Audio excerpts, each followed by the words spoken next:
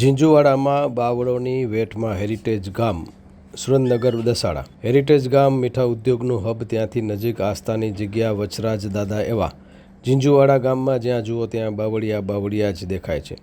ઝીંઝુવાડામાં હજારો તરફ જાણે વિકાસ ગાંડો થયો હોય એવું ચિત્રણ જોવા મળે છે. ચારે બાજુ બાવળિયા જ જોવા મળે છે. સરકારી હોસ્પિટલ પણ જાણે બાવળમાં હોય એવી સ્થિતિ છે.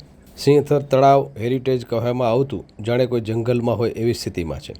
ચારે બાજુ દબાણ તેમજ ગાંડા બાવળનો નિકાલ ક્યારે થશે? પંચાયત રોડ સાઈડમાં તો બંને બાજુ બાવળો, સાધન નીકળવામાં પડતી મુશ્કેલીઓ. પંચાયત કચેરી હોય કે ગામ, ચારે બાજુ બાવળિયા દેખાય છે.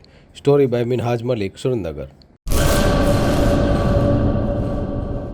શું તમને ખબર છે? ડેન્ગ્યુ તાવ એડિસ ઇજિપ્તી મચ્છરો દ્વારા ફેલાય છે. એડિસ ઇજિપ્તી મચ્છર દિવસે કરડે છે.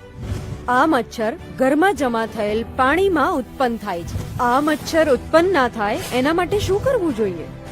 દર રવિવારે માત્ર 10 મિનિટ ફાળવીએ અને મચ્છરોને ઉત્પન્ન થતા અટકાવીએ. આપણા ઘરની અંદર તેમજ આસપાસના 10 મીટરના વિસ્તારમાં રહેલા ઉપયોગમાં લેવાતા પાણીના પાત્રોને હવાચુસ્ત ઢાંકણથી બંધ કરીએ. જેની જરૂર ના હોય એવા બિન ઉપયોગી સંગ્રહ કરેલા પાણીનો નિકાલ કરીએ.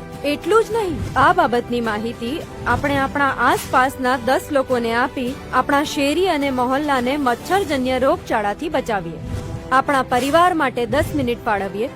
મચ્છરોની ઉત્પત્તિ અટકાવી મચ્છરજન્ય રોગોથી બચીએ. આરોગ્ય અને પરિવાર કલ્યાણ વિભાગ, ગુજરાત સરકાર દ્વારા જનહિતમાં જારી.